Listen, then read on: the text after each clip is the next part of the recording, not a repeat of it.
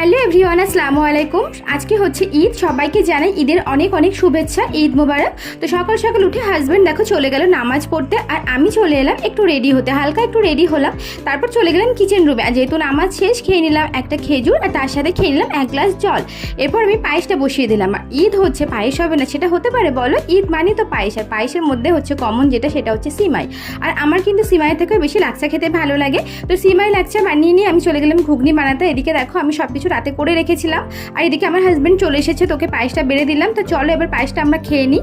তো পায়েসটা খেতে খেতে আমি আমার হাজব্যান্ডকে বলছিলাম চলো এবার আমার ইদিটা দাও, কত ইদি দেবে? তো হাজব্যান্ড দেখো এখানে আমাকে ইদি দিচ্ছে। তো মাত্র আমাকে 2000 টাকা ইদি দিয়েছে, আর বেশি কিন্তু দেয়নি, বললো পরের ঈদে দেবে। তারপর আমরা একটু বিরিয়ানি বানিয়ে নিলাম, নিয়ে খাওয়া দাওয়া করে নিলাম। খাওয়া দাওয়া করে আমরা দেখো রেডি হয়ে গেছি, আমরা একটু যাবো ঘুরতে।